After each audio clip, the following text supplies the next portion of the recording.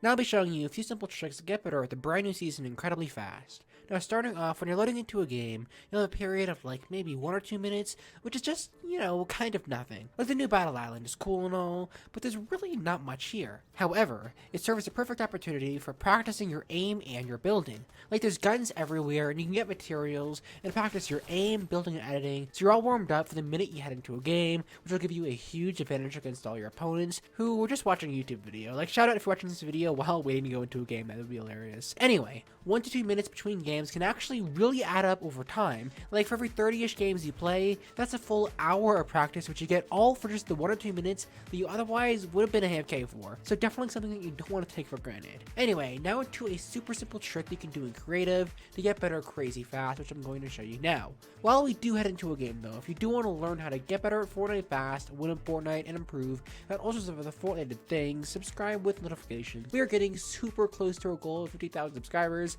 and the vast majority of you aren't subscribed. And if you did subscribe, we could actually hit it right this very second. So, please subscribe. It would really mean a lot to me. Okay, here we go. We actually got really lucky and got it on the first try. Now, this is pretty common. Probably most creative games have this. So maybe we weren't too lucky. We're going to want to actually go into BHE 1v1 build fights. Now, I know what you're thinking. People build fighting, really? Okay, how great can that be? Well, it can actually be really great because believe it or not, people actually are build fighting. If we walk around, first of all, you don't want to ruin a build fight. Don't do that.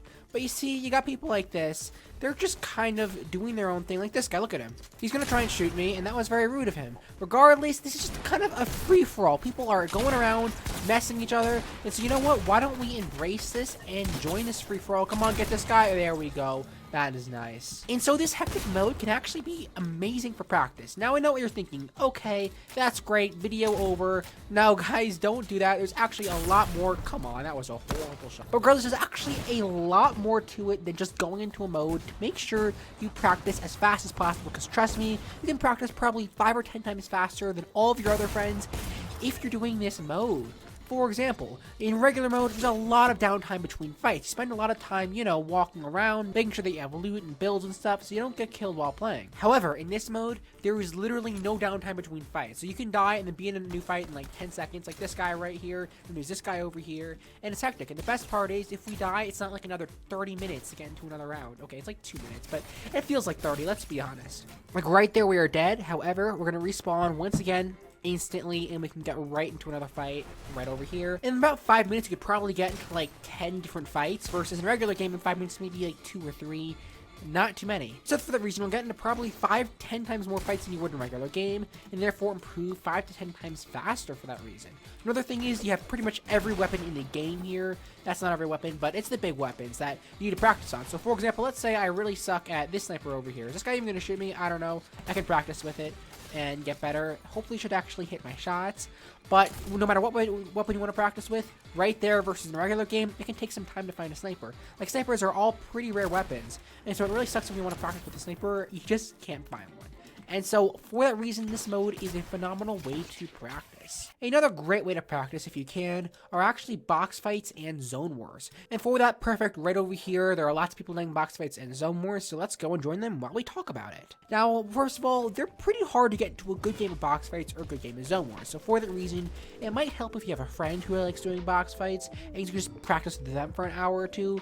But it's actually great because once again, fight after fight after fight. Another great thing is you're going against a friend of yours, and so maybe you can communicate with your friend. Hey, you did really good on this, you did really bad on this, and you can improve on this. But once again, the constant practice, fight after fight after fight, especially in zone wars or box fights, there's a lot of building involved, a lot of good practice for build fights in the end game, and for that reason, it can be a great way to practice. Now, of course, if you do need friends to play with, I'm always there trying to help you all out. Feel free to, make friends down in the comments, comment down your IGN and what you play on or whatever, and I'll be hearting all the comments that I see of those who are looking for friends to play with. I'll try and read all the comments on this video, though it might be hard because I'm really busy this week, so if I don't heart your comment right away, that'll be why. The one thing that you're probably going to notice is after a while, you're just going to stop improving. Like, you're going to get really, really good at the game, but you're not going to be great. You're still going to die quite a fair amount. Well, how do you get past that roadblock?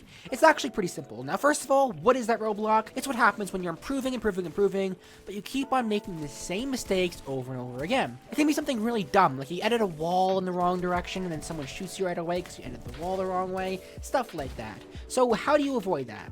It's pretty simple. All you gotta do after every time you die, It can be tedious, but just say, what did I do wrong there? So hey, I died that round because I missed my shot. I died right there because I didn't edit the wall fast enough, or I didn't build the wall fast enough. Stuff like that. And do that after every time you die. Then ask yourself, what can I do better next time? What could I have done differently this time? So say, hey, if I just edited that wall faster, I wouldn't have been dead, and maybe would have won that game. Or hey, I could have built the wall faster, and you get what I'm saying. Though be very, very careful, because this can go backfire massively. Like, if this is a really important game, you might get mad at yourself being like, why didn't I just put a wall? It was so obvious. Don't do that. Just do educational purposes. Be like, just what could I have done differently? But remember, it's a heat of the moment, so obviously you're not going to be perfect. But what you want to do then is once you realize what you've done wrong, consciously make an effort in your next round to not make that same mistake again. And then build it so it's a habit, so no matter how nervous you are, even in high pressure situations, you won't make that mistake. So get really, really good at essentially not making the mistakes that previously were your downfall. Now, if that still is not good enough for you just consciously making an effort to avoid those mistakes, I get that. You may need to go into specific modes like zone wars or box fights again, or some other kind of mode like 1v1 build fights, so you can overall get better in certain categories like building, aiming, and stuff like that. So always be mindful of your mistakes so you can do better in the future. Okay, so I know you're probably curious, exactly how do I practice? What is the best way to practice my aim, for example? Well, I actually discovered this one trick that's super powerful by accident even. It's incredible, so you don't want to miss it. Of course, guys, do remember if I am helping you out and you want to learn how to get better at Fortnite, how to win in Fortnite, and improve at all sorts of other Fortnite things, be sure to subscribe with notifications and help me get to my goal of 50,000 subscribers because we are almost there, and after all, most of you aren't subscribed. Okay, here it is, Roblox. Now, hear me out. Now, I love the game Phantom Forces. It's a great way to practice your aim. They have all of the same weapons as Fortnite, and since after all you can respawn, you can get into fight after fight after fight. For example, when it comes to sniping, playing Fortnite, I only get to use a sniper for a couple kills, like a couple times every hour I play. When playing Roblox, I get more kills than that in less than 5 minutes. This works for pretty much every weapon in Fortnite, and personally lets me practice a ton with the sniper. Since I started playing this Roblox game, I've gotten super good sniping in Fortnite, since the Roblox mechanics are so similar to the ones in Fortnite. Like seriously, you'll probably improve more sniping playing Roblox for an hour than you would improve playing Fortnite for like 10 hours. Like trust me, it is actually that great. Anyway, if you want to learn how to hit level 100 super fast this season, you can click right down here. But that is all here for now, and I'll see you all later.